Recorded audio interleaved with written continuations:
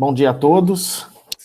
Eu sou Luiz Antônio de Oliveira Júnior, secretário adjunto da Câmara Temática da ABS, de Regulação e Tarifas. Estamos iniciando agora, hoje, mais um webinar da série da ABS Conecta, um programa da ABS que vem disponibilizando aí vários webinars e cursos online, pagos e gratuitos, com os diversos temas aí mais relevantes para o setor de saneamento ambiental e saúde. A ABS tem, durante esse período aí de pandemia, vem intensificando essas ações digitais, para a gente não perder o embalo e o foco nas ações, e vem promovendo a disseminação de conteúdo qualificado, que é uma característica da ABS, e que você pode acessar e participar de onde estiver, Então, mesmo nesse cenário de pandemia, toda essa dificuldade, um facilitador é que esses eventos online permite que a gente participe de diversos lugares, do computador, via celular, A cada semana a gente vem realizando aí um ou mais eventos online que são divulgados no nosso site, nas redes sociais. Então, a divulgação bem intensa desses eventos para propiciar aí a participação e abarcar os diversos setores, diversos temas afetos aí à questão do saneamento. Em nome da ABS, do nosso presidente Roberval Tavares, quero agradecer aí as mais de 30 mil visualizações nessa série de eventos online, desde o início dessa série. E você que se inscreveu para esse webinar também receberá informações sobre os próximos eventos por e-mail, Então, fez cadastro, está lá no nosso mailing, a ABS vai mantendo aí todos atualizados dos próximos eventos.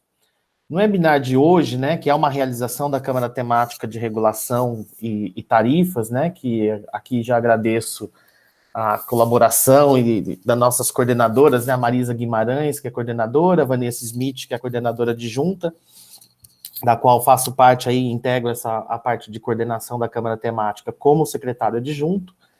A gente vem organizando aí uma série de webinars relacionados às questões de regulação e principalmente tarifárias. E no webinar de hoje, a gente vai falar sobre a inadimplência das prestadoras de serviços de saneamento, quais os impactos tarifários e alternativas para a retomada do equilíbrio econômico-financeiro.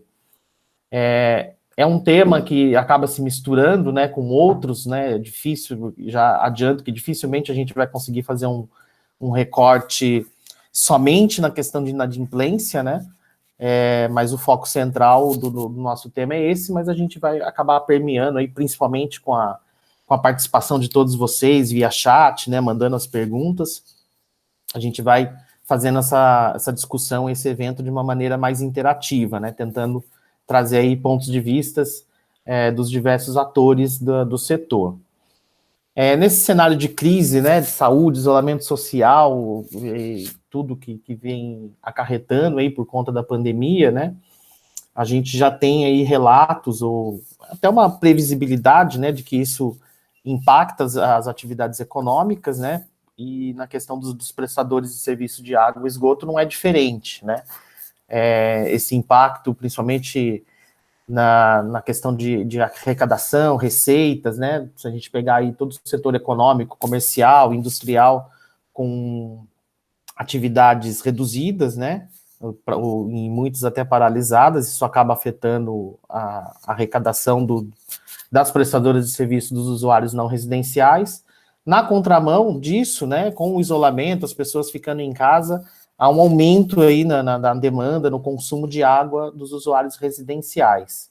Só que combinado com isso, essa retração econômica, suspensão de contratos de trabalho, um cenário mais complicado economicamente aí para as pessoas, há uma perspectiva da inadimplência do pagamento das contas desses usuários, Então, a gente hoje vai tentar tratar um pouco disso, de que forma que os prestadores, de forma que os reguladores e o poder público em geral pode enfrentar isso, como monitorar isso, quais os impactos, para garantir sustentabilidade do serviço, mas, por outro lado, também garantir o acesso das pessoas, é um serviço essencial, o saneamento, que a gente todos, ainda mais nesse cenário de pandemia, a gente está está ficando latente aí a questão da universalização, a falta de universalização do saneamento e os impactos na saúde que isso acarreta.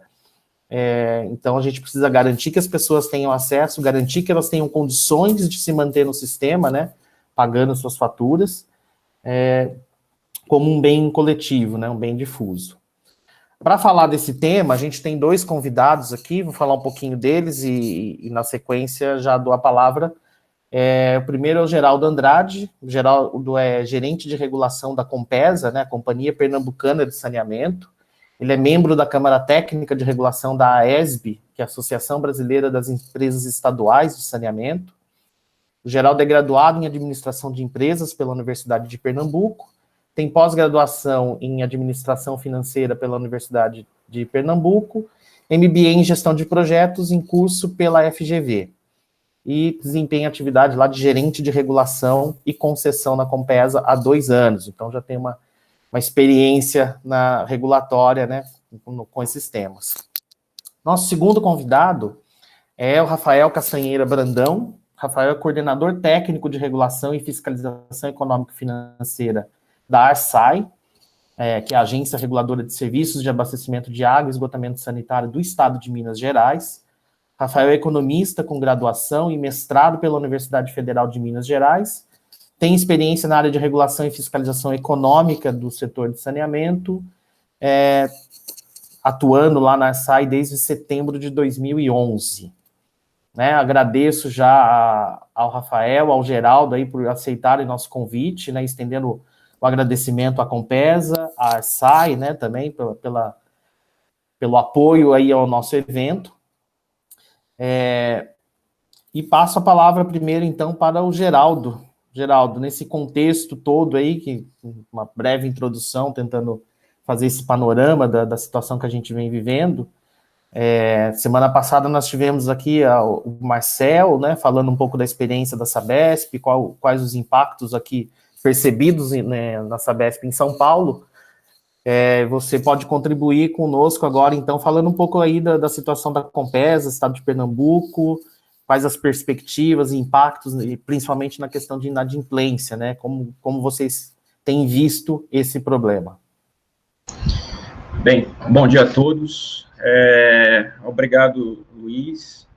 Fazer uma congratulação também aí ao Rafael pela oportunidade de estar contribuindo para esse debate, ao pessoal, a todo o pessoal aí da ABS, enfim, que estão concedendo essa oportunidade para a gente dialogar sobre temas tão importantes e tão necessários para a melhoria de um serviço que é essencial, como já diz a obviedade, né? Me parece ser bastante oportuno que tecer alguma consideração sobre essas implicações da inadimplência, diante de toda essa situação de pandemia que hoje a gente está enfrentando, me parece oportuno fazer uma caracterização da situação, as implicações, e trazer algumas reflexões que poderão orientar o caminho das soluções, tá? Luiz, você foi bastante oportuno aí na sua consideração inicial, e eu pego esse gancho fazendo uma referência panorâmica ao ponto da declaração da OMS lá de janeiro, né? Uma situação de emergência sanitária, ou seja, compromete o bem-estar das pessoas, compromete os sistemas públicos de saúde, tá? É uma situação global, ela está afetando a todos, melhor dizendo, né? Que irá exigir soluções cooperadas e de multilateralismo. Além disso, diante de toda a conjuntura que a gente já vem vendo, né, diante dos números, é uma crise de proporções humanitárias. Ela oferece riscos à continuidade das pessoas. E isso a gente está vendo, né, na situação dos sistemas de saúde e depois na questão dos sistemas funerários que estão sendo também afetados diante do contingente de perdas que a gente está enfrentando. E o que é que isso traz? O que é que isso remete de significado, né? A gente tem esse comprometimento, soluções que dependerão de cooperação, é um cenário que afeta todo mundo, e desde lá de janeiro para cá, a gente não tem ainda nem remédio e nem vacina. A profilaxia ainda não contemplou essas duas soluções. Pode parecer simples isso, mas isso nos oferece uma outra pista para reflexão de ações, que é o tempo dessa crise. Enquanto não chegarmos a esses dois pontos, os padrões de consumo, os padrões de comportamento serão norteados pelo nível de contágio. E isso oferece novos hábitos, novos protocolos de retomada. Se não tem remédio e nem vacina, o que é que hoje a gente tem? Né? A gente tem um quadro onde a profilaxia recomenda água e sabão, isolamento e distanciamento social. Isso também nos dá outra pista para avaliar o impacto dessa crise, né? Por água e sabão, a gente vai ter mais requisitos de continuidade, de regularidade a serem buscados pelos serviços. Isso requer novas estratégias operacionais. E o mundo, antes da pandemia, ele não parou. A gente tinha um conjunto de compromissos a serem buscados que estão sendo agregados a esses compromissos, a essas necessidades, dada a configuração da crise que a gente tem hoje. Então, a gente está tendo uma exigência maior de serviço por conta disso. O outro lado dessa profilaxia, ela nos remete a uma paralisação das atividades que carecem de interação social. Desde lá de março, da segunda quinzena de março, quando as medidas governamentais, no âmbito dos estados e dos municípios, elas passaram a ser implementadas com maior intensidade, houve uma paralisação desses setores que necessariamente dependem da interação presencial, shoppings, bares, restaurantes, entretenimento. E com essa queda na atividade, tá, a gente vai ter aí perda de empregos. Dados do CAGED ontem, né, divulgados ontem, salvo me engano, de abril a março, 1.100.000 pessoas perderam seus empregos. Isso oferece uma condição de renda e uma condição de pagamento limitadas. Limitadas, principalmente, porque a gente também não tem ainda a ciência do tamanho da duração dessa crise.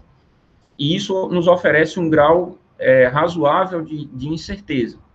Mas isso a gente está falando só do ponto de vista do setor formal.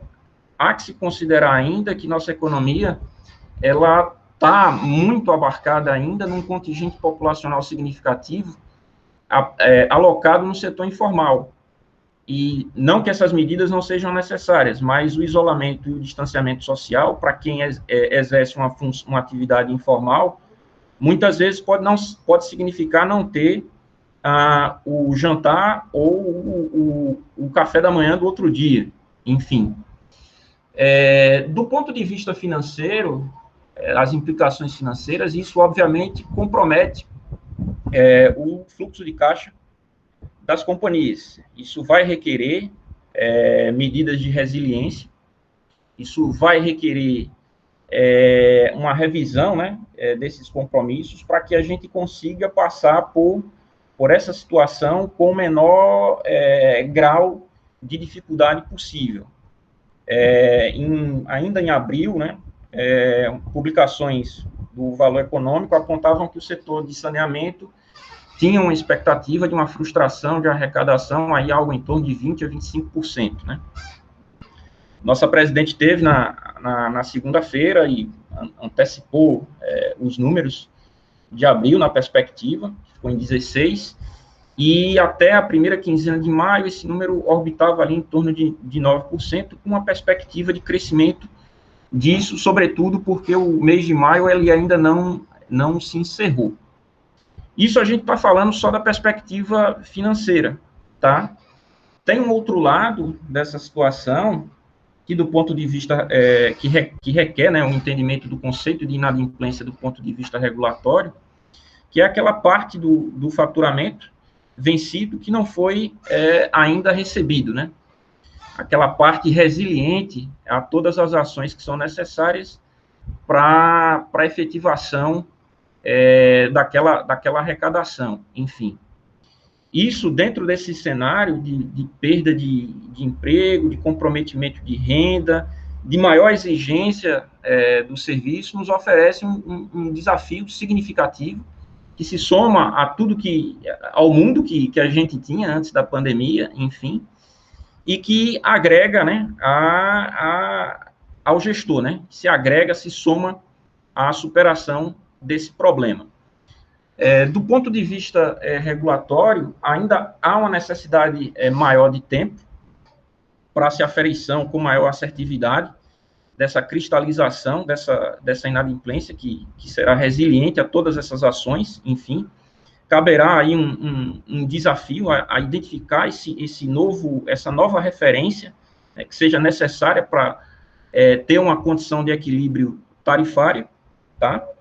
E o que é que a gente faz para superar tudo isso? Não me parece que isso seja um problema estanque. Também não me parece que as soluções a serem buscadas serão soluções fora dos contratos.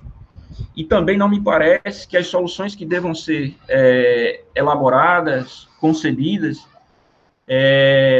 sejam estanques, sejam isoladas, o que requer necessariamente uma combinação de ações que possa ser viabilizada, que possa ter execuibilidade e que garanta a continuidade da busca por um serviço adequado, sem prejudicar a sustentabilidade das empresas, dos prestadores. Faço aqui uma reflexão que todo esse cenário seria muito mais difícil, seria muito mais ainda desafiador se não houvesse a condição de prestar o serviço. Por isso que a solução a ser buscada vai requerer muito diálogo, vai requerer uma construção desse diálogo. As questões de solução vão transcender necessariamente o relacionamento prestador e regulador, porque temos um problema global que transcende o interesse regional. Enfim, não me parece que toda essa solução virá do isolamento de um determinado tratamento desse assunto.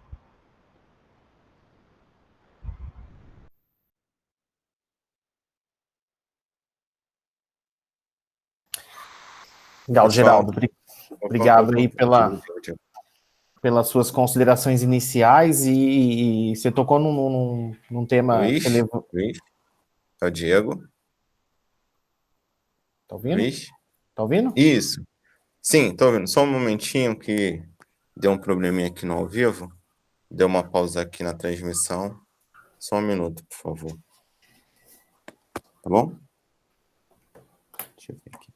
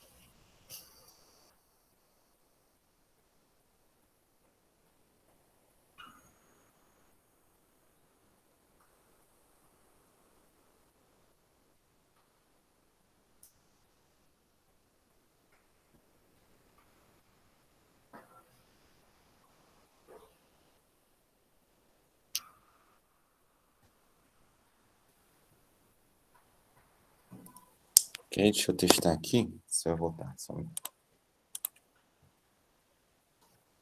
Dá uma pausa. Aqui.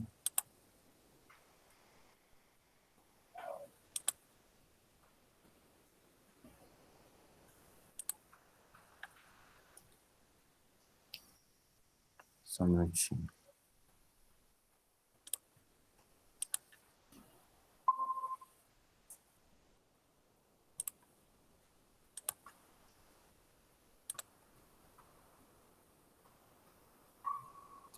Já vou colocar para iniciar novamente. Cadê? colocar para iniciar e a gente só vê o status aqui, calma aí.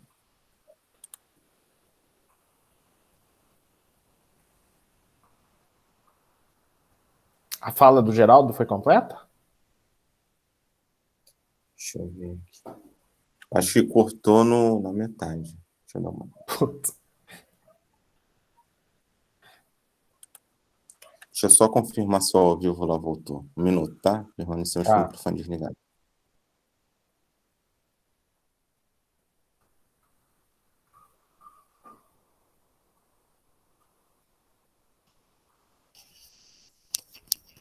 Não vai ter problema não, tá, Luiz? A gente pode... Faz um resgate. Faz um resgate e você manda aí no que for mais adequado, enfim.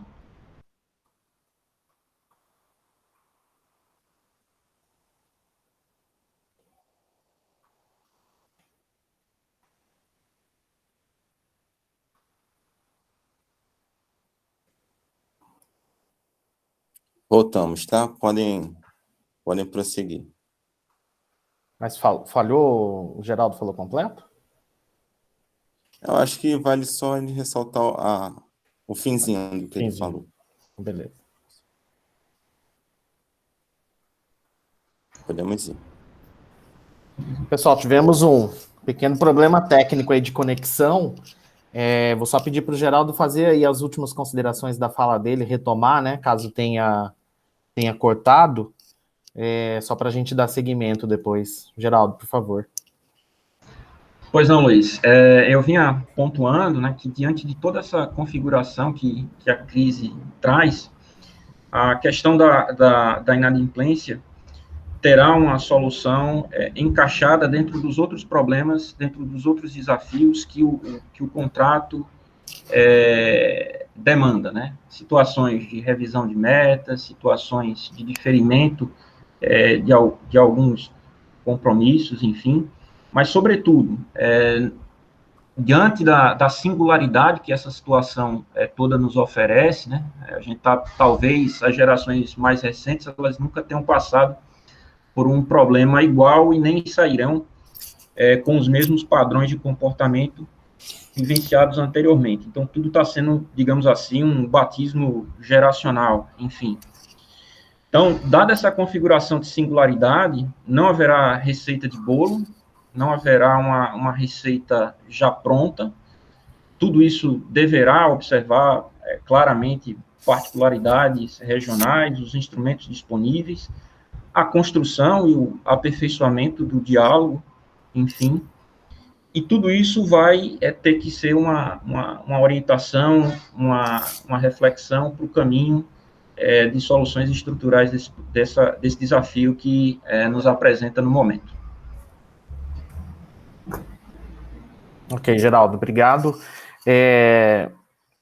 O que você falou tocou num ponto interessante, que já vem sendo, assim, um somatório de falas, né? A gente vem percebendo aí nessas séries de webinários, eventos realizados pela ABS e todos os outros eventos do setor, essa questão de soluções cooperadas, né? Vai exigir muita conversa, muita negociação, caso a caso, né? Vendo as especificidades de cada localidade. Tocou num ponto importante, né? Hoje, nesse momento, acho que é difícil ainda a gente mensurar quais são os impactos, né? Esses impactos estão ainda em andamento, né? As coisas estão acontecendo, a gente ainda está registrando, fazendo a medição disso, mas sem dúvida demandará aí muita conversa, muita negociação, e incluir nessa discussão o executivo, o legislativo, né? Que por vezes tem tomado algumas ações aí, algumas questões de isenções de pagamento, né? De uma maneira, não sei se arbitrária é muito forte, mas beirando a arbitrariedade, sem mensurar ou sem identificar qual é o recurso compensatório disso, né? Faz a isenção de uma determinada categoria, suspende corte, suspende outras ações, né? Não criticando essas ações, até pela essencialidade do saneamento, talvez isso seja relevante mesmo, mas sem fazer uma análise de como isso se sustenta, né? Qual a direção que isso dá. Mas vamos seguir então, Rafael vai falar um pouquinho então aí da experiência em Minas. Nós temos aqui participando vários colegas de SAIs, né, departamentos municipais, sistemas autônomos, né, tem o pessoal de Paraty, Araçatuba, Rio Claro, e a SAI tem a experiência regulatória de serviços autônomos também, né, municípios individuais, então talvez vá acrescentar um pouco aí na nossa discussão essa experiência lá de Minas, não só da questão da companhia estadual, mas também como tratar ou como vem desempenhando aí os serviços autônomos. Rafael, por favor. Joia. Bom dia para todos, né? Agradecendo o convite do Luiz, da ABS, para participar desse webinar. O Geraldo aí também participando, ajudando aí nessa discussão que é uma discussão, como vocês mesmos já colocaram, em outros webinars também já pontuaram, assim, a gente está vivendo uma situação distinta de tudo que já foi vivido, pelo menos na nossa geração, e uma situação terrível, uma situação inesperada, e a gente tem que avaliar as diferentes formas para poder minimizar os danos, né? O dano já foi colocado, várias mortes, além da situação econômica, né? A situação que várias pessoas estão enfrentando, então pensando em vários aspectos, vários setores, né? E o saneamento não é diferente. A gente tem que começar a pensar e avaliar quais medidas podem ser tomadas para poder minimizar os danos, né? E aí o Geraldo foi muito feliz na conversa, na fala inicial dele. É certo que hoje não existe uma solução pronta, não existe uma receita de bolo. Acho que o grande ponto a ser discutido está relacionado à avaliação caso, como você mesmo colocou, Luiz Antônio, a ARSAI regula só a Copasa, mas também prestadores locais. As medidas adotadas por cada um deles foram particulares, né? Óbvio que dentro daquele rol que já estão sendo discutidos, né? Isenção de fatura, interrupção do corte do abastecimento por inadimplência, tem alguns prestadores que estão fazendo renegociações de dívidas. Então, assim, cada prestador está adotando um conjunto de medidas, a extensão dessas medidas são distintas. Tem prestadores, por exemplo, lá na ARSAI a gente regula 2 prestadores locais, Itabira e Passos.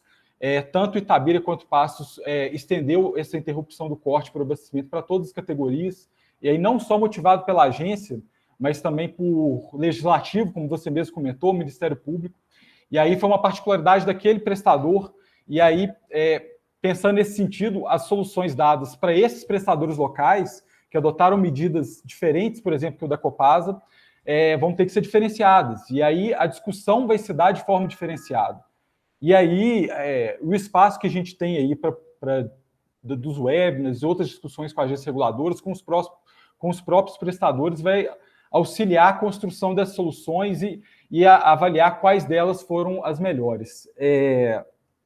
Então, assim, é importante deixar isso bem claro. Acho que o Geraldo foi muito feliz nessa fala, de exatamente destacar que realmente não tem solução e a solução vai sair do diálogo. Não tem essa solução pronta, né? E a solução vai sair do diálogo. Mas o que eu acho também interessante e importante ser discutido é como que essa situação de pandemia aflorou algumas fragilidades e alguns pontos que precisam ser aprimorados.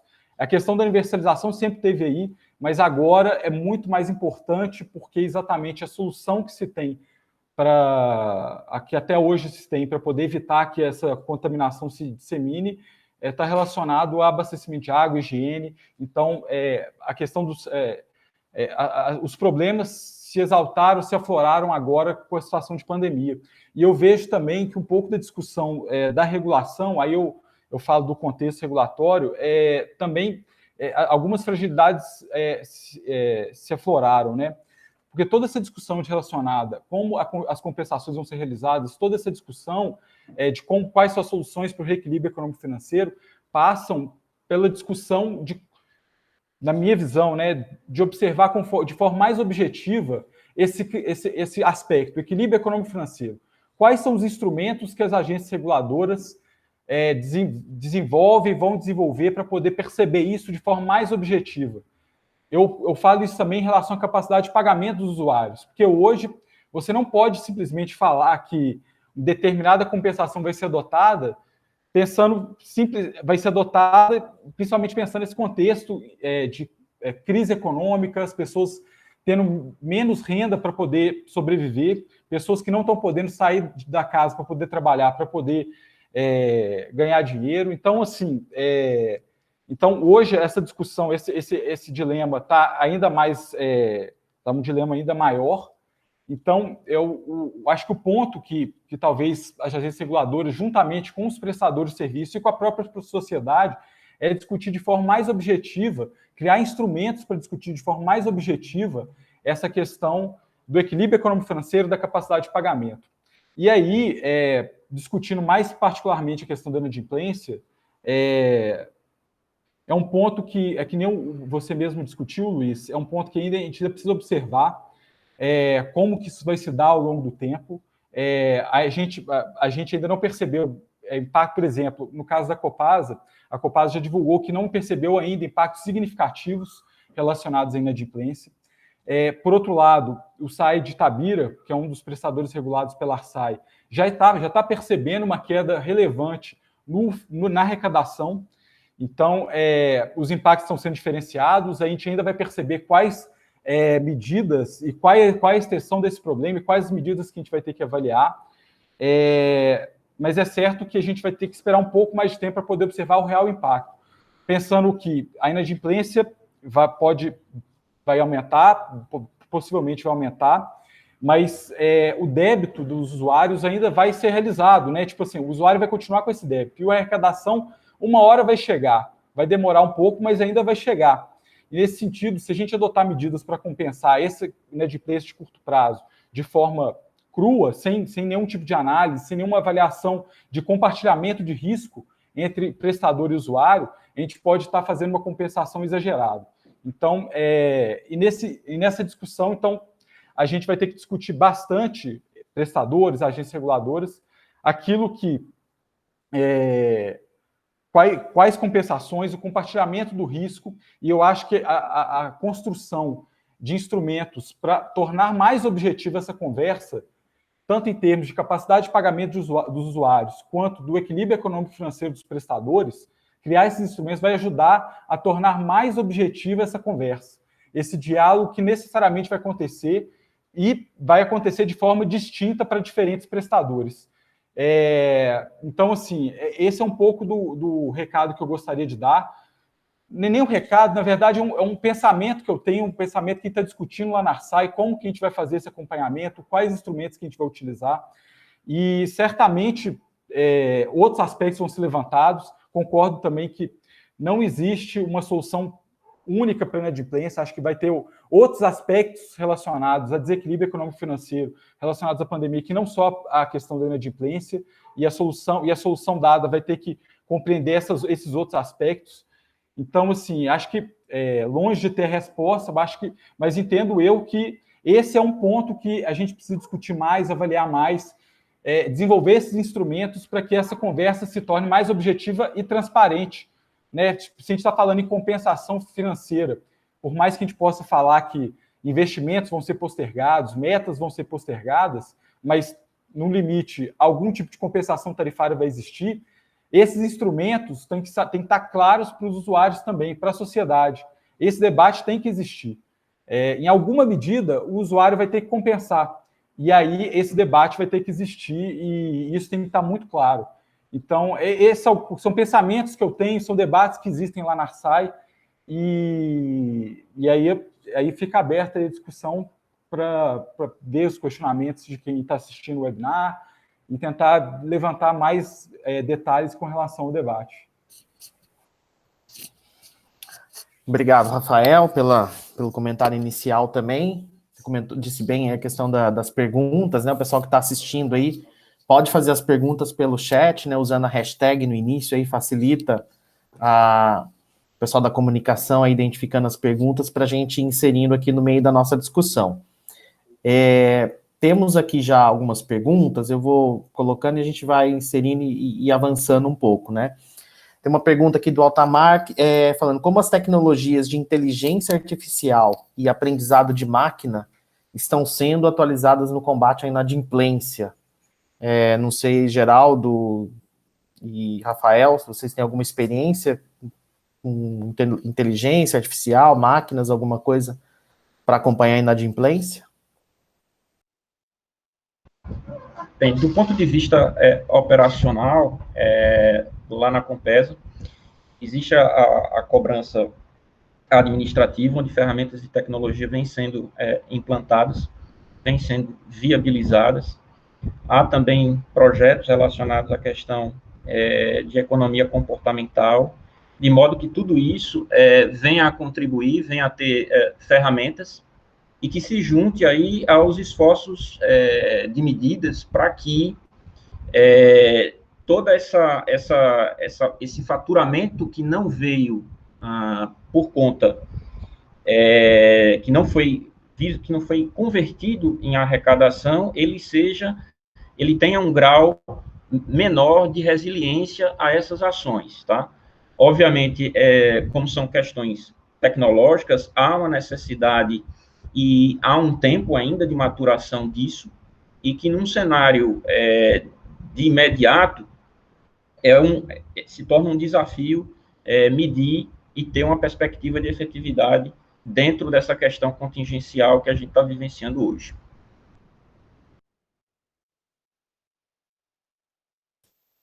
Legal. Rafael, alguma experiência em Minas? Até onde eu sei, eu não tenho informações a mais com relação a esse tipo a utilização desse tipo de tecnologia para redução de inadimplência.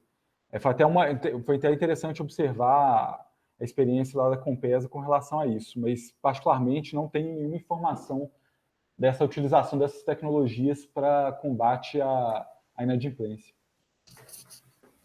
Legal, eu acho que à medida que a gente vai aproveitando esses momentos mais difíceis para, né, o saneamento ainda, comparado a outros setores, tem pouca inovação, né? Tem alguma coisa de inovação e tecnologia, mas não tanto quanto outros setores, né? Talvez seja uma oportunidade de avançar, né, nesses temas, né, nesses itens. Tem uma pergunta aqui, se vocês têm informação de qual foi o percentual de aumento de consumo de água nesse momento de pandemia, né, se teve esse aumento, e já aproveitando o gancho, aí vocês já comentam junto, né, se, assim, considerando essa situação e a própria fala de vocês, se essa crise não está nos mostrando que o modelo tarifário está no passado, né, principalmente das companhias estaduais, se não estaria na hora de pensar um modelo totalmente novo. Não sei o que seria o totalmente novo, mas se refinando aí, incrementando um pouco a pergunta, né? Se a gente consegue identificar que o modelo tarifário poderia ter ajustes ou alterações para mitigar esses problemas, não só da pandemia, mas possíveis outros, né? Tivemos questões de crise hídrica, por exemplo, de que forma a estrutura tarifária, o modelo tarifário poderia ser mais moderno? Bem, olha, realmente, quando essa crise toda, ela nos leva a identificar oportunidades e lições aprendidas para que o novo, né, que venha a surgir de toda essa situação, ele venha a ser melhorado, ele venha a ser uma realidade mais eficaz contra esse tipo de situação, mais prudente, enfim, mais adequada aos requisitos regulatórios, enfim. Todavia, é sempre importante pontuar, a gente está, apesar da gente ter um marco regulatório de 2007, a gente está num caminho aí de quase 13 anos já de implementação, assim, o setor de saneamento, ele ainda carece de aperfeiçoamentos, carece de instrumentos, enfim, que vão fazer com que esse cenário melhore, tá? Obviamente, a gente tem uma perspectiva clara de que há uma necessidade de se revisar esse modelo, né, tarifário, até mesmo dentro da perspectiva de solução que a gente vai ter que encontrar para sair dessa encalacrada, tá? Obviamente, discutir aqui a recomposição de inadimplência, a condição de equilíbrio que será remunerado por um determinado valor de tarifa, obviamente, como abordado na fala inicial, vai passar por uma construção conjunta de outras ações. Até porque, aproveitando aí até o gancho do Rafael, a condição e o padrão de renda que vai vir depois dessa situação de crise vai ser um padrão e uma condição de renda ilimitada, né? A gente tem aí 1.100.000 empregos que foram perdidos entre abril e maio, né? A gente tem 48% da força de trabalho alocada em algum tipo de atividade informal. Por outro lado, isso demanda mais pessoas em casa, com maior utilização do serviço, certo? E isso vai exigir, obviamente, medidas de resiliência nossa e um conjunto de outras medidas estruturais, que passam pela oportunidade de rever e de tornar os modelos de regulação mais efetivos, mais aderentes às particularidades vivenciadas por cada região do Brasil. A gente tem uma diferença bastante clara, né, em relação ao setor elétrico. A gente tem, por conta da questão de titularidade, né, a gente tem algo em torno de 5.600, 5.700 municípios que têm essa prerrogativa.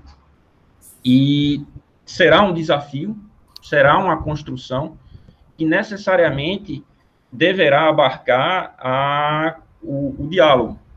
Não vai adiantar construir isso de forma estanque e isolada. Passa necessariamente por combinar essa revisão estrutural, essas soluções estruturais, com medidas de resiliência, enfim, e dentro da construção do diálogo. Beleza, Geraldo. O Rafael, acho que lá em Minas tem uma experiência legal. Vocês recentemente alteraram a estrutura tarifária, né? Alguma coisa nesse sentido, mas vocês identificam que essa alteração foi suficiente? A gente consegue alguma melhoria? Seria um caminho? Sobre essas informações, tem algumas coisas que são passíveis de discussão, mas eu acho que hoje a gente tem pouca informação para poder perceber, principalmente a renda do usuário. Acho que pensando nessa diretriz de capacidade de pagamento, né, as tarifas têm que ser construídas pensando na capacidade de pagamento dos usuários. Se a gente tivesse mais informações relacionadas à renda do usuário, a gente poderia calibrar melhor não só a questão do consumo, mas também a capacidade de pagamento. Isso a gente consegue fazer com a tarifa social para aqueles modelos que utilizam o cadastro único, né? Por mais que o cadastro único tenha alguns problemas de informação, a gente sabe que existe algum tipo de erro na medição da renda, mas é um instrumento que eu entendo como passível de ser utilizado para poder avaliar, talvez perceber uma construção de tarifa mais próxima da capacidade de pagamento. Eu acho que essa talvez seria a inovação que poderia ser feita, né? Mas aí a gente esbarra na questão da disponibilidade de informação. Em relação à percepção da arrecadação, do consumo, assim, a Arsai hoje ainda não tem as informações, elas vêm com uma defasagem com relação aos prestadores, mais ou menos de um mês e pouquinho, algo natural, né? Apesar de que a gente está em situações extremas, talvez essa entrega de informação poderia ser um pouco diferenciada, mas, de todo modo, a gente tem um lagzinho, mas daquilo que a gente já percebeu de informações, tanto o Copasa quanto os prestadores locais, é que tem alguma mudança no padrão de consumo, mas principalmente na arrecadação, observando esse exemplo que eu dei com relação aos prestadores locais. Mas eu gostaria de destacar, assim, por mais que a gente tenha expectativa de que o consumo residencial vai aumentar, eu imagino que vai, tem um outro aspecto correlacionado à questão na medição do consumo, né? Alguns prestadores de serviços estão utilizando formas alternativas que não a leitura física, né, em loco do hidrômetro, seja pela informação que o próprio usuário pode fazer, a autoleitura, né? Alguns prestadores estão utilizando essa forma, mas também a utilização do consumo médio para poder fazer o faturamento do serviço. Então, assim, esse é um outro aspecto que a gente também vai ter que avaliar ao analisar a condição econômico-financeira, o impacto que isso vai ter com os usuários. Aqui em Minas Gerais, a gente já observou muitas reclamações relacionadas a isso, quer dizer, o usuário tem um faturamento pela média, e aí quando se volta a fazer a leitura do hidrômetro, tem uma defasagem grande no consumo, e pensando em tarifas muito progressivas, né? Você coloca o consumo daquela fatura mais numa faixa de consumo um pouco mais cara. Então, você gera um desequilíbrio. Então, são coisas que a gente vai ter que perceber, avaliar com o tempo. Ainda a gente não tem grandes informações ou uma situação mais, digamos assim, mais de um mês fechado em pandemia, né? A gente tem informações de março, abril vai chegar ainda. Então, a gente ainda tem um tempo ainda para poder perceber esses impactos, mas são algumas coisas que já saltaram aqui em Minas Gerais com relação ao padrão do comportamento de consumo e que a gente vai ter que acompanhar. Legal. A gente está com uma audiência aqui bacana, mais de 300 pessoas nos acompanhando e de diversas localidades e de diversos tipos, né? Companhias estaduais, colegas de agências reguladoras municipais, regionais, estaduais, prestadores estaduais também, e com bastante perguntas. Então, eu vou tentar agrupar algumas aqui por temas para a gente abarcar e falar um pouco de tudo aqui. Tem algumas questões que estão vindo no sentido de seria interessante, né? Se vocês entendem que seria interessante adotar algum diferencial que possibilite redução de juros e multa por vencimento. Outras no sentido se seria inteligente ou se seria um caminho, né? Prestigiar a adimplência, conceder algum desconto para quem pagar em dia as faturas de água. E na contramão, se esses descontos, né, não seria renúncia de receita, renúncia de arrecadação, se isso seria um caminho, né? Eu acho que agrupando aqui algumas perguntas seria nessa linha. Se vocês entendem que fazer algum desconto de pontualidade, algo nesse sentido, se valeria a pena. É possível, não é possível? O que vocês entendem?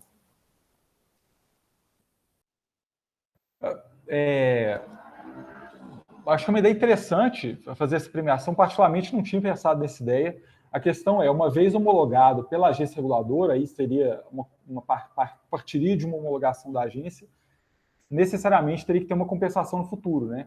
Então, o que a gente estaria fazendo seria uma realocação de uma situação, obviamente, muito mais crítica agora, a gente também não sabe quanto tempo que isso vai durar, e isso é um fator fundamental. Não saber quanto que vai durar impacta diretamente na avaliação do impacto da medida. Então, uma vez a gente adotando uma premiação agora, se ela durar por muito tempo, o impacto lá na frente vai ser significativo. E aí, como que isso vai se dar? Vai ser parcelado? E aí o prestador vai ficar sem recurso. Então, assim, são várias situações e a questão da incerteza de quanto tempo que isso vai durar, e já foi a própria fala do Geraldo, você também, Luiz, é fundamental, um ponto crucial. Qual foi a primeira pergunta? Eu perdi, desculpa. Primeiro aspecto.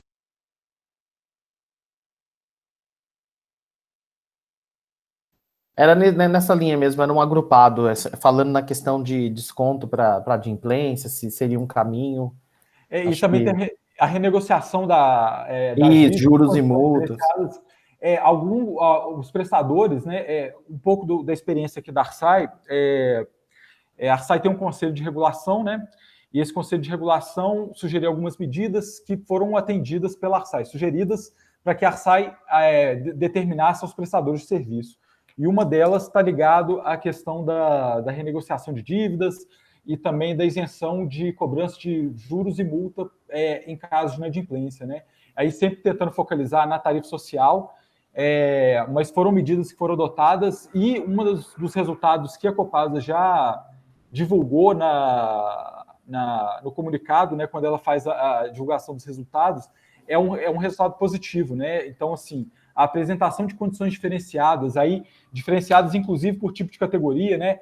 Tarifa social não vai ter isenção de juros e multa, e outras categorias não vão ter, mas vão ter condições melhores para poder fazer essa renegociação de dívida, e eles observaram um resultado positivo, né? Então, as pessoas querendo se tornarem adimplentes, né, e pagando suas contas. Então, foi um resultado positivo, mas, de todo modo, assim, são medidas que, se homologadas pela agência, em algum momento elas vão ser compensadas, e aí a questão da focalização, se é só tarifa social, se é só para um determinado grupo de usuários, ela é fundamental, pensando assim, né, no impacto futuro e também na extensão da questão da pandemia, né? Quanto tempo isso vai durar? Não sabendo, aí traz mais uma ponte de interrogação para poder avaliar esse impacto. Obrigado, Rafael. Geraldo? Só pegando o gancho aí do Rafael, né? Assim, a questão da temporalidade, ela parece ser decisiva a tudo que for construído de solução. São ideias e são alternativas que devem ser estudadas com muito detalhamento, com muita prospecção dos impactos que isso vão trazer para a condição financeira, e lá na frente, quais serão os requisitos de recomposição disso. Tudo isso parte pela questão sempre do diálogo, da construção dessa solução. Aqui em Pernambuco, a Compesa ela tem adotado a questão do parcelamento de contas vincendas, a negociação com esses setores que estão sendo mais afetados pela crise, que requerem, tem como efetividade da sua produção a interação social, tá? Então, alternativas vêm sendo viabilizadas. Mas tudo parte, principalmente, da definição e da quantificação do quanto que isso vai demandar de tempo, né? Me parece que são alternativas que tenham um caráter de temporalidade. A partir de um determinado ponto, a partir de um determinado regramento de recomposição, e a partir de um ponto de regramento também dessa temporalidade. O que é que vai lastrear isso? Me parece ser condições efetivas para que essa alternativa venha a produzir os efeitos que estão sendo pensados e venha a produzir os objetivos para os quais elas estão sendo concebidas. Obrigado, Geraldo. Tem uma pergunta aqui do Elias, e aí eu vou agrupar algumas outras junto aqui, que acho que vai na mesma linha e facilita aí a abordagem de vocês para a gente aproveitar o tempo. Se o direito humano à água e o esgoto decretado pela ONU em 2010 não deveria ser incorporado a esse debate, quer dizer, acho que a gente não foi falado assim claramente sobre ele, mas a gente sempre está pensando em como manter e garantir o acesso universal, né, esse direito humano à água. Então, como que esse debate, como que o direito humano seria incorporado a esse debate? E tem uma questão do hidrômetro, né, nesse momento de dificuldade, tem a questão do desconto, que os pobres já tinham poucos recursos e agora estão mais pobres, inclusive desempregados, né? Outros que terão condições de pagar porque não perderam renda, e tem impactos menores. Então, como assegurar o direito humano à água, ainda mais fundamental nesses tempos de pandemia, para que as famílias que não terão condições aí num curto prazo de tempo para pagar, né?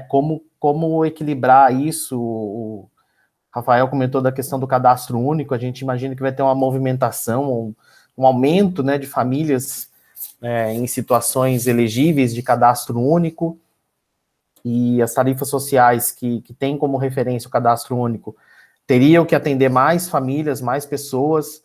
Então, de que forma fazer esse equilíbrio, tornar esse sistema sustentável com a discussão do direito universal à água e ao esgoto nesse cenário? Pode começar pelo Geraldo, vamos ver. Bem, é um dilema já posto, né? A gente tem o desafio da universalização, antes dessa situação de pandemia, enfim.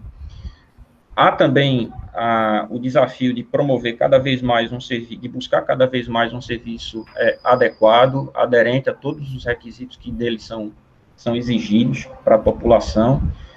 Todavia, há necessidade também de se continuar esse serviço, né? Enfim, de modo que seria muito mais desafiador não ter a perspectiva do serviço, não ter a perspectiva de contribuição para que essa utilidade venha a ser produzida, venha a ser disponibilizada aos quantitativos populacionais.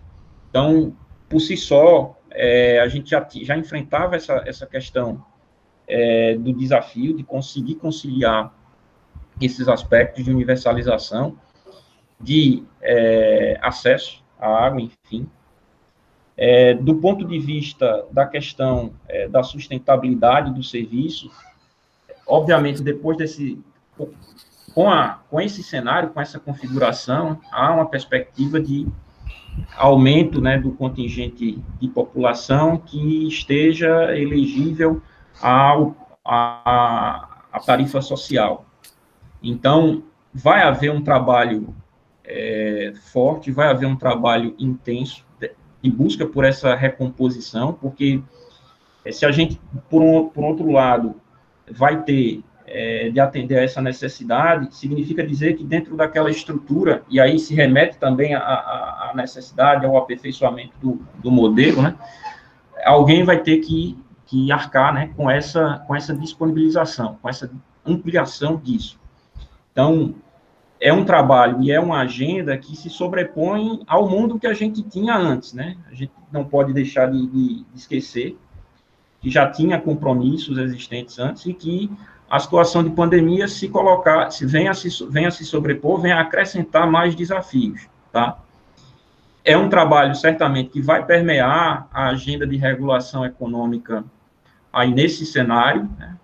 Não será um trabalho fácil de recomposição disso, vai requerer muita base de informação, vai requerer muita disponibilidade dos instrumentos hoje existentes para contemplar esse tipo de conflito, para conseguir viabilizar uma solução que seja exequível, né? Tanto do ponto de vista de promover esse acesso, né, observando a capacidade de pagamento e a disponibilidade de pagamento das pessoas, sobretudo dentro dessa questão pandêmica, mas, por outro lado, também de promover continuar fazendo com que o serviço ele consiga produzir aquela condição de adequação, né, tendo em vista que tudo seria mais difícil sem essa perspectiva. Então, isso vai permear, certamente, as agendas de regulação econômica num cenário pós-pandemia. E, novamente, né, essa discussão ela não poderá ser estanque, ela vai combinar com outros elementos que se colocam ajustados, que se colocavam ajustados na relação entre prestador e titular do serviço, que se materializa através dos contratos.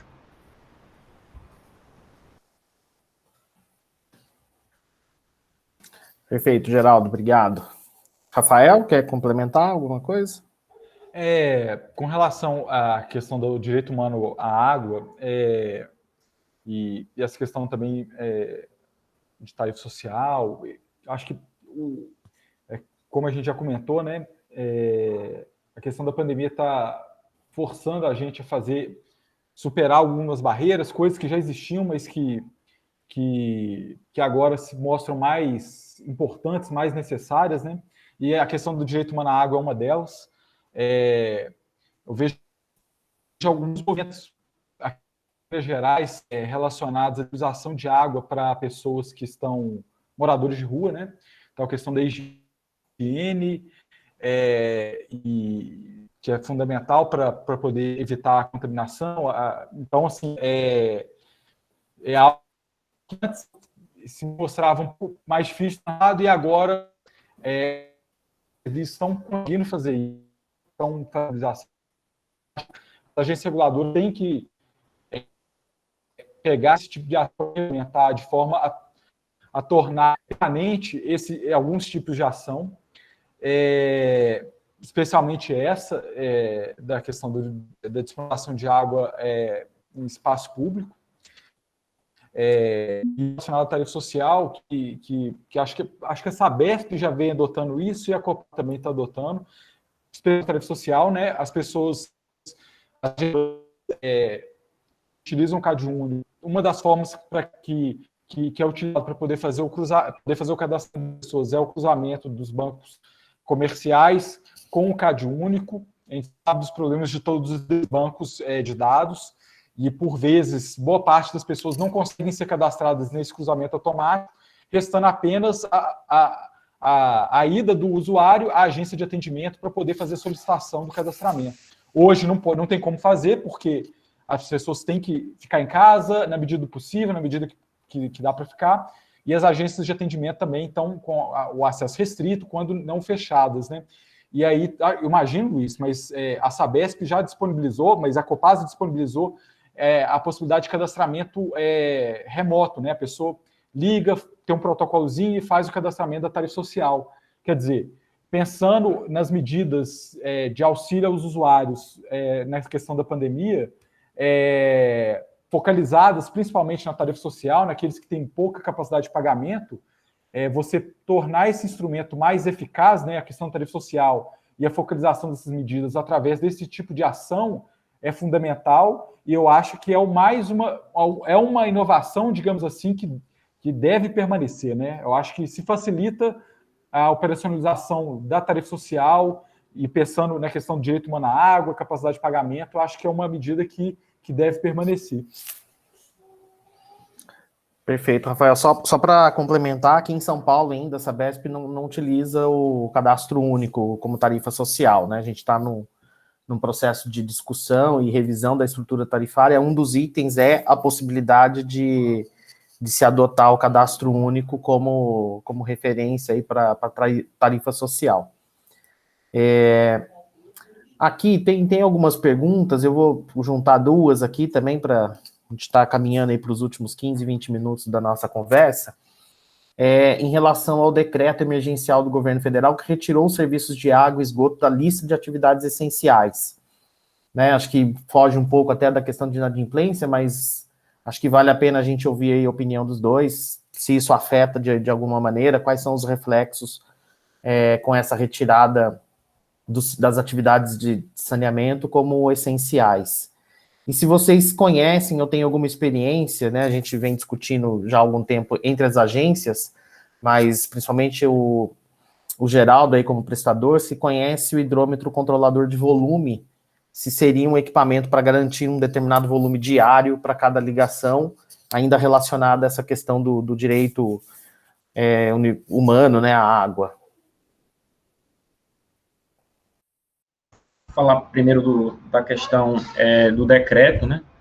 Bem, ele é um ato do Poder Executivo Federal, tá? Independentemente disso, temos um marco regulatório, uma lei, né, de 2000 aborda esse caráter do serviço de saneamento. Temos as legislações estaduais, enfim, e, sobretudo, as legislações dos titulares. Então, não me parece a questão do decreto, essa retirada, ela afetar a configuração de essencialidade do serviço, né?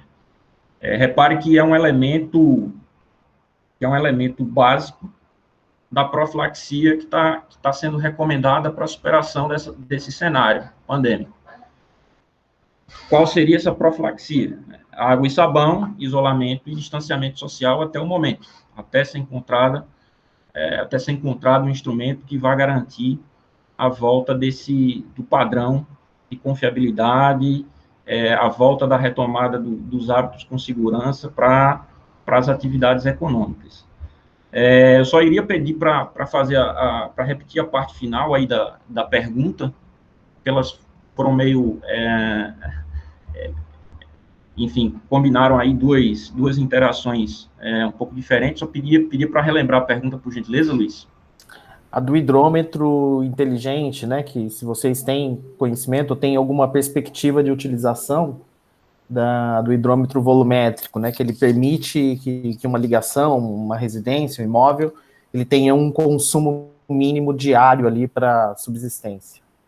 Não. Informações mais detalhadas sobre essa solução a gente não tem disponível no momento. Rafael? Com relação ao decreto federal que tirou a essencialidade do serviço de saneamento, particularmente eu não tive percepção aqui em Minas Gerais sobre a colocação desse decreto e mudanças na própria prestação de serviço. Eu não sei em que medida que afetaria, eu acho que tanto a questão da própria operação dos prestadores, né? Eles reportaram para a Arsai quais são as medidas da porta para dentro que eles estão adotando para poder manter a operação de serviço, e não nos foi informada nada que relacionasse a colocação desse decreto e alguma mudança operacional dos prestadores de serviço. Com relação ao hidrômetro com redutor de vazão, existem algumas iniciativas em Minas Gerais relacionadas a isso. Me parece uma alternativa bastante interessante, uma vez que mesmo o usuário inadimplente ele teria ainda assim acesso a um volume de água mínimo, né? Não que deixasse o usuário confortável, né? Eu acho que, mas ainda assim ele teria o mínimo para poder fazer a higiene básica, ações relacionadas à utilização mais básica da água, né? Limpeza pessoal, consumo de água. Existem algumas iniciativas, mas ainda projetos e nada muito difundido aqui em Minas Gerais.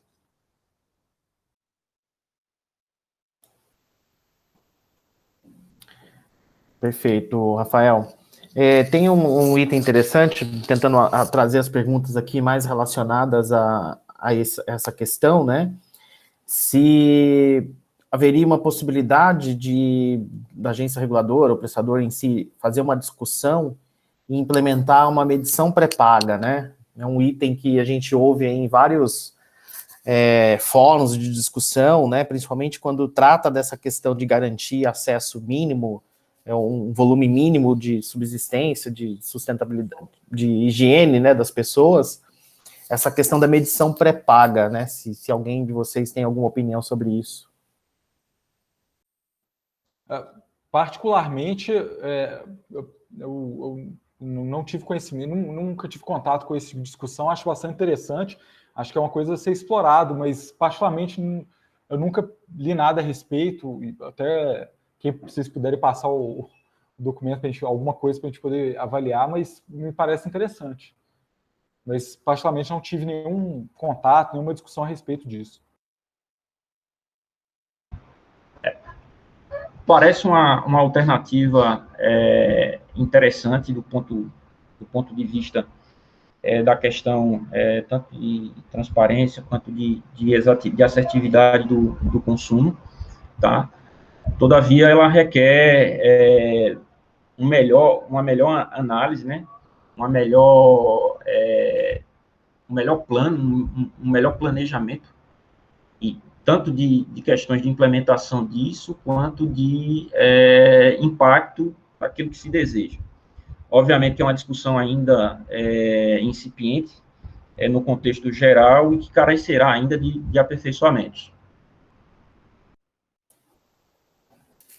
Em relação a essa proposta, eu acho que, se eu não me engano, é Colômbia, algum país aqui da América do Sul que tem essa experiência, ou teve, né? Não sei ainda se continua, mas tem uma questão que a gente dificilmente tem aqui no Brasil, né? Porque a gente está discutindo de questões tarifárias, subsídios a populações de baixa renda e toda essa questão de subsídio cruzado, sempre imaginando dentro de uma estrutura tarifária, e aí até limitada à ação da agência reguladora. O financiamento do setor de saneamento no Brasil ele se dá majoritariamente via tarifa ou taxas, né? Depende da modalidade de cobrança no município. E pouco se tem subsídios diretos, né? do executivo, do poder público, cofres públicos, subsidiando a questão do saneamento. E aonde tinha implantado essa questão da tarifa pré-paga, tem um forte, ou uma participação considerável do poder público, né, como dinheiro de impostos, cofre público mesmo, subsidiando a questão do saneamento, coisa que a gente não tem muito aqui no Brasil, né, majoritariamente é tarifário. E aí, quando a gente discute isso no âmbito de revisões tarifárias, toda essa da atuação da agência reguladora, a busca pela sustentabilidade e o reequilíbrio acaba sempre sendo dentro do rol de usuários. Então, é sempre subsídio entre usuários, categorias ou municípios, né, dependendo da prestação regionalizada, e dificilmente a agência reguladora não tem poder para falar, olha, governo, essa parcela de subsídio tem que vir do cofre público, né? Talvez avançar, eu acho que nessa discussão que a gente vem falando, né, que soluções cooperadas e discussões coletivas, trazer o poder público junto nessa discussão para que, aonde for possível, ter algum tipo de subsídio não tarifário, né, que seja implantado para minimizar o impacto nos outros usuários, né? Parece, você foi perfeito na colocação, e tudo se insere dentro daquela questão de soluções combinadas, né? O setor de saneamento, ele ainda carece muito dessa perspectiva, enfim, do envolvimento maior dos atores. Obviamente, a gente tem um país que são várias particularidades dentro do mesmo país, dentro de uma mesma nação, e isso envolve soluções diferentes. Tá? Mas se a gente for fazer um comparativo, por exemplo, com o que está ocorrendo no setor elétrico, há uma discussão mais cristalizada, mais ativa dos outros players, né? Das outras partes interessadas. Enfim, a gente tem o diálogo, ele transcende a relação prestador-titular. E a gente está vendo agora, está acompanhando, né, a atuação maior, por exemplo, da União com relação a um resgate da prestação do serviço nessas condições contingenciais que está ocorrendo, né? Então, a gente vê isso em outro setor, mas, infelizmente, a gente ainda não tem essa perspectiva maior, e, óbvio, a oportunidade fica lançada agora com essa questão desse cenário contingencial, para que as soluções que venham a ser concebidas, elaboradas, elas partam de um ponto mais abrangente nas discussões e nas composições. Me parece ainda, né, bastante distante essa discussão maior na busca dessa solução articulada. Eu concordo, acho que eu concordo com o Geraldo, com você, Luiz. Acho que o ponto é esse, né? Tipo, as soluções, especialmente no caso da pandemia, do auxílio aos usuários, como vai ser o reequilíbrio, todos eles passam por uma solução combinada, uma solução discutida, não só com o prestador, mas com a sociedade. Se a conta vai cair no bolso do usuário, a sociedade também tem que ter ciência daquilo que está acontecendo, e acho que o papel da agência reguladora é fundamental na questão da transparência, tornar mais transparente essas discussões, mais objetivas. Fala-se muito em capacidade de pagamento, mas qual que é a medida disso? O equilíbrio econômico-financeiro, como que se mede isso? Como que se avalia de forma bem objetiva, para ter uma discussão clara e transparente? Porque aí vão sair soluções combinadas, soluções discutidas, e aí a aceitação pode até ser um pouco maior, né? Tá certo que ninguém quer pagar mais ou quer ficar sem um lucro maior ou menor, mas seriam discussões mais consensadas, né? Então, acho que um dos pontos é esse, né? Eu acho que eu concordo com vocês dois a respeito disso. Perfeito. Tem aqui uma linha de perguntas, né, falando dos efeitos compensatórios, né? Então, independente se a iniciativa tem sido do Poder Executivo, né, que com decretos suspendendo cobranças, suspendendo os cortes, ou mesmo das agências reguladoras, dos prestadores, tomando isso como iniciativa para mitigar aí os efeitos atuais, né, da pandemia, mas de que forma isso, se isso é compensado depois e de que forma isso acontece, né? Então, Minas, Pernambuco, como que vocês estão tratando isso? Todas essas suspensões ou os efeitos, claro, na medida que eles possam ser mensurados, se vocês entendem que isso vai caber algum tipo de reequilíbrio ou uma discussão em processos tarifários futuros para compensar essa perda de receita ou esse aumento de subsídio para a tarifa social, ou usuários que ficaram, no caso de São Paulo, por exemplo, a cobrança da tarifa social está suspensa, não está sendo cobrado. Isso vai ter, vocês entendem que isso tem que ser compensado numa discussão futura? Qual a opinião aí de vocês? Eu acho que assim, quer dizer, são vários aspectos, né, e são diferentes os impactos, né, e aí você tem que avaliar esses diferentes aspectos, né, são da questão de uma matriz de risco, né, tipo, como cada aspecto e como cada aspecto é considerado em termos de esse risco alocado para o usuário, o risco alocado para o prestador. Aí dá um pouquinho da experiência lá de Minas Gerais, e eu acho que é comum em outras agências reguladoras, mas, por exemplo, a questão da inadimplência, ela é tida particularmente como um risco do prestador. Você faz uma revisão tarifária, você avalia lá a curva de aging, faz toda a análise da inadimplência, digamos, que não vai nunca, né, e coloca lá na tarifa e fala, ó, prestador, conta disso, independente se ele aumentar ou reduzir. Porém, agora a gente está vendo que esse risco de inadimplência ele pode ser muito maior por conta da pandemia. Então, a discussão desse compartilhamento de risco vai ter que existir. Em que medida? Talvez um dos pontos, né, o grande ponto. Em que medida o usuário vai ter que suportar essa inadimplência? Se ela for pequena, talvez não tenha. Mas se ela for muito grande, será em que medida que ela vai ter que ser suportada?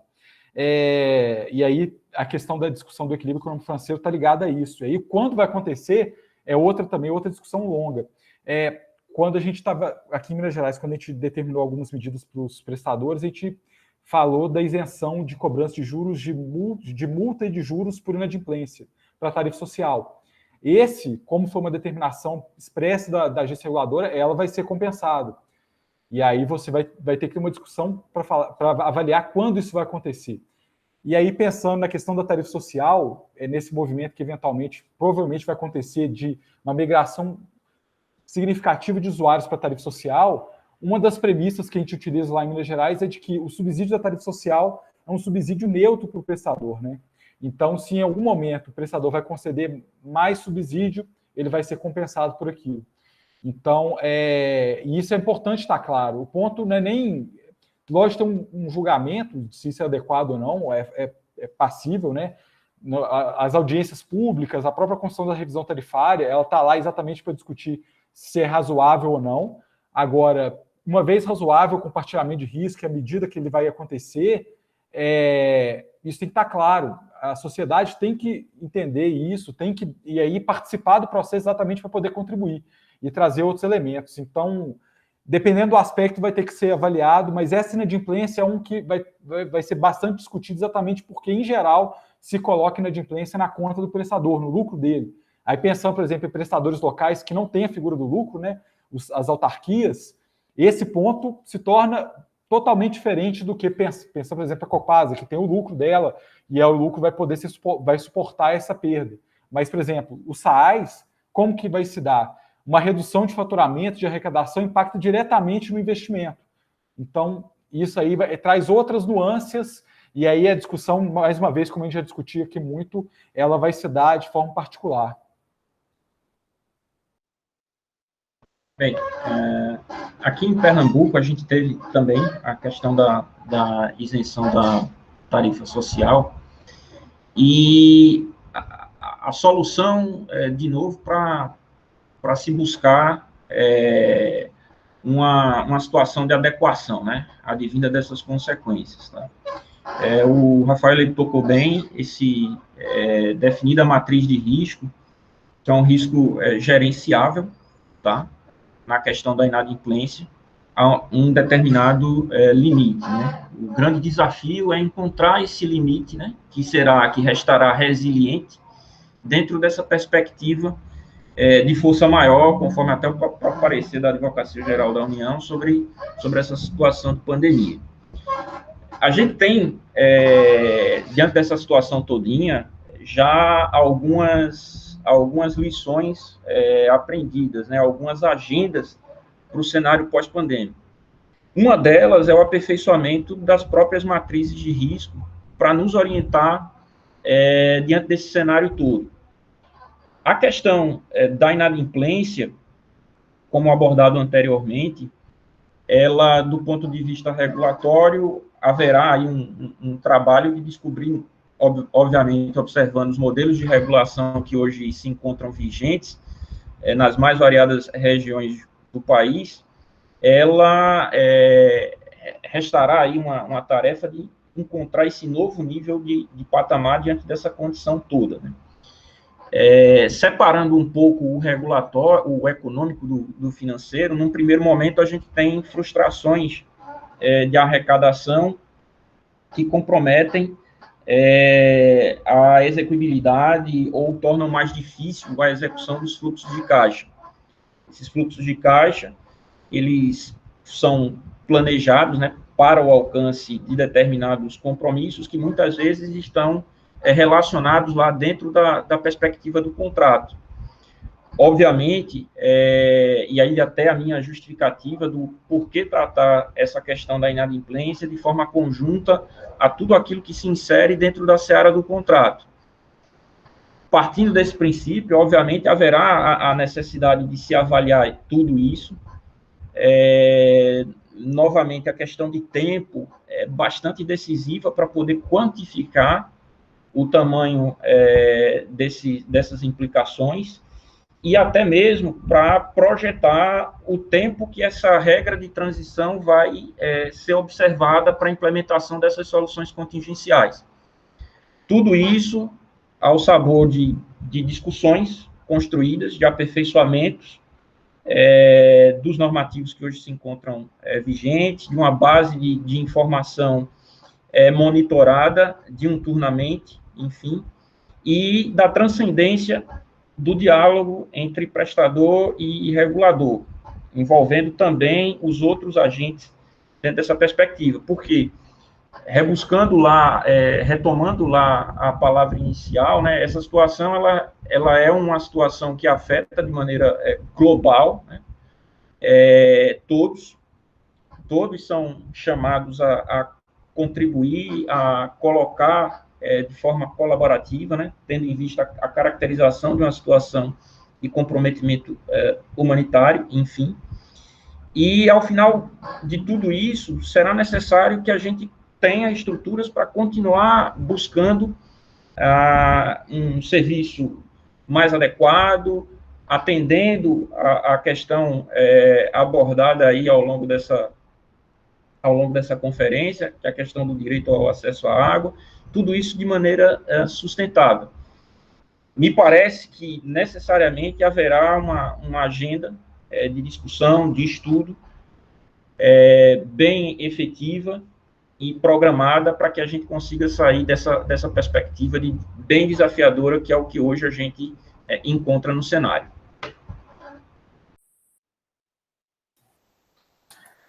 Ótimo, obrigado, Geraldo. A gente já está acabando aqui, encerrando o nosso tempo, e tem várias perguntas que tratam, assim, eu vou usar um resumo dessas perguntas aí para vocês fazerem uma fala de encerramento, né? Acho que a gente tratou de muitos itens, né? Muitas ações aqui que são de médio prazo, né? Questão de reestruturação tarifária, critérios para enquadramento de tarifa social e de que forma discutir isso, né? Isso já fica como uma lição aprendida, diria assim, né? Coisas que a gente precisa se não estavam na pauta dos prestadores e dos reguladores, precisam ser inseridas e avançadas, mas a situação também de emergência requer algo para hoje, né? Para a semana que vem, coisas que estão acontecendo e de que forma esses impactos estão afetando aí os prestadores.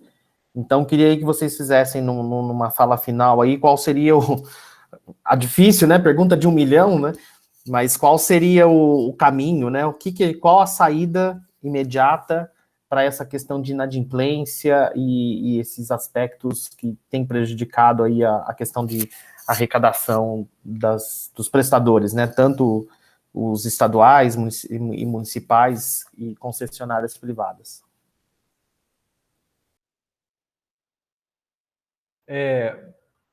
Assim, pensando em tudo aquilo que a gente conversou hoje, né, e tudo que está sendo debatido em outros seminários, outros webinars e outras conversas que a gente tem entre os reguladores, acho que a solução parte muito do diálogo entre prestador e regulador, exatamente para poder perceber, à medida que o tempo está passando, né, em que medida o impacto, os prejuízos financeiros estão existindo ou vão acontecer. Parte também da própria agência reguladora criar instrumentos para poder acompanhar isso, ter informação, buscar avaliar se os patamares de equilíbrio econômico financeiro estão sendo afetados ou não. Em alguma medida, tem a questão da focalização. Assim, acho que algumas medidas foram adotadas pensando na focalização na tarifa social apenas, outros prestadores adotaram para todas as categorias, e o grande balanço que se fez para poder avaliar a focalização está relacionado ao impacto financeiro.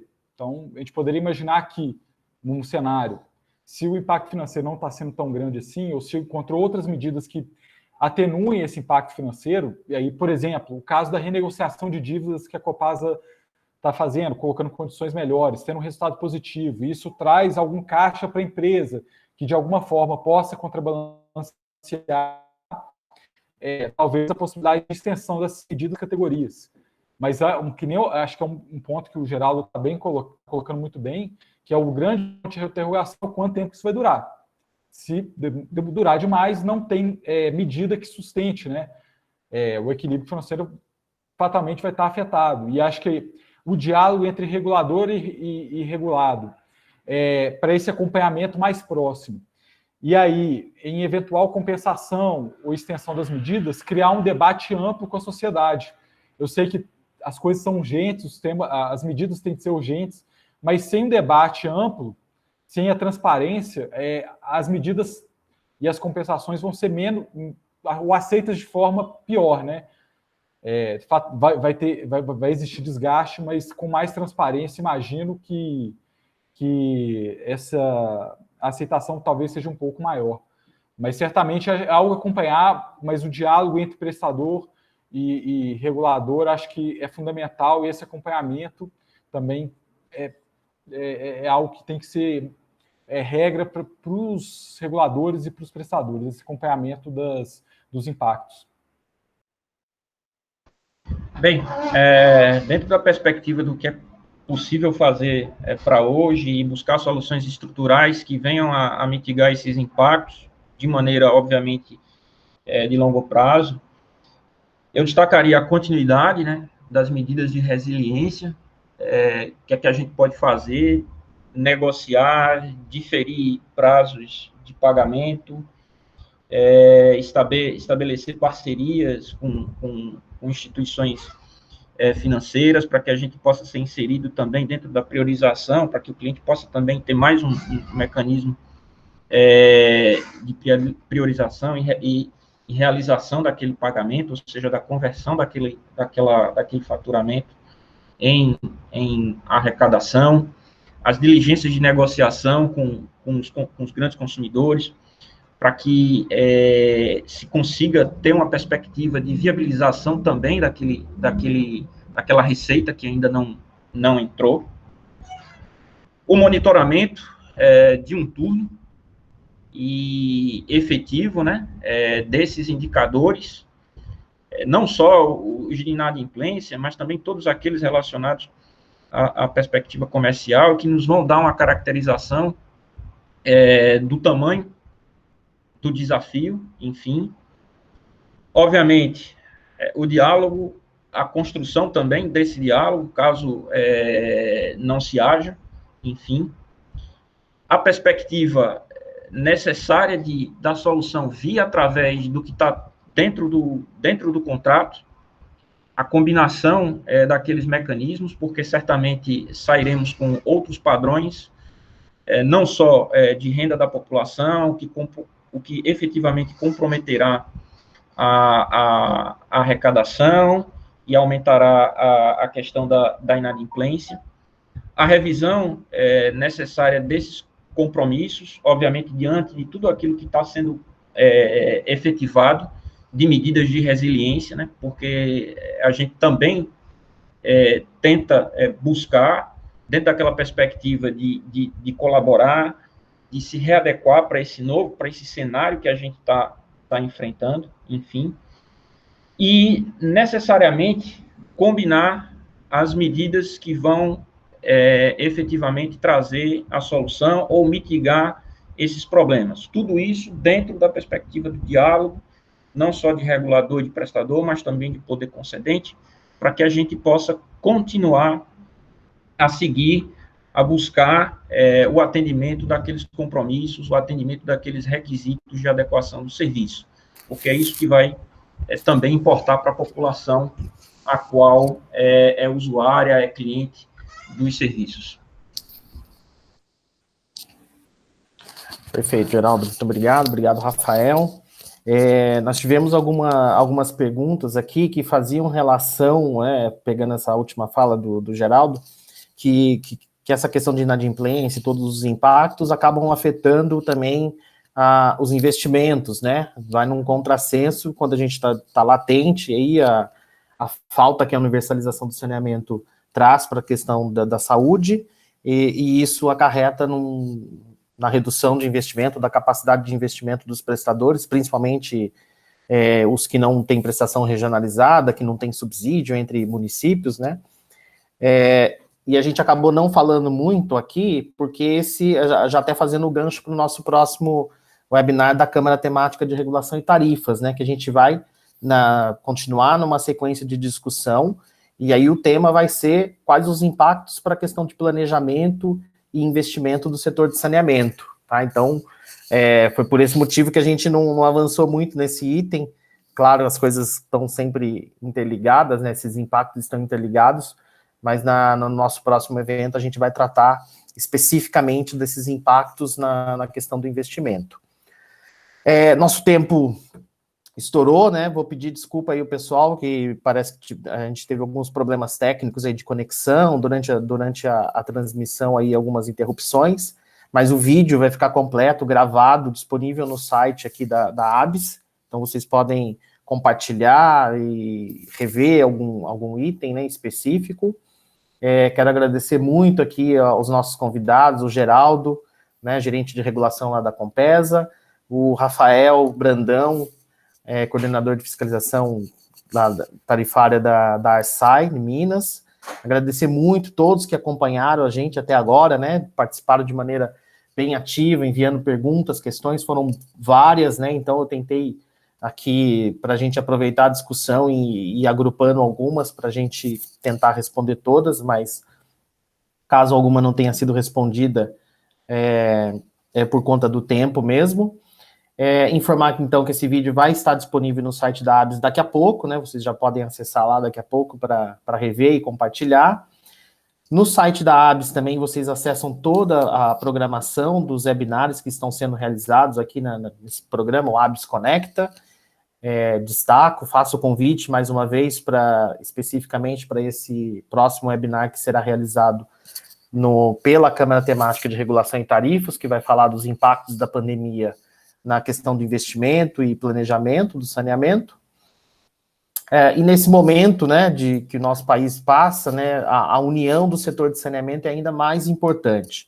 Então, você, convido aí, né, quem ainda não é associado da ABS, acesse o nosso site, clique lá no link, o pessoal vai colocar o link aqui no chat, né, para que vocês tenham acesso direto, e fortaleça ainda mais essa associação, né, que tem aí um histórico já de competência, e agora, né, criando competência também nas questões regulatórias e tarifárias, né.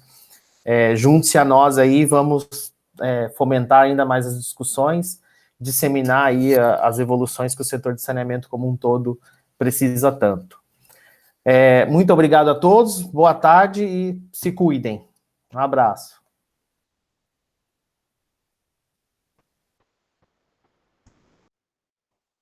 Parou de gravar?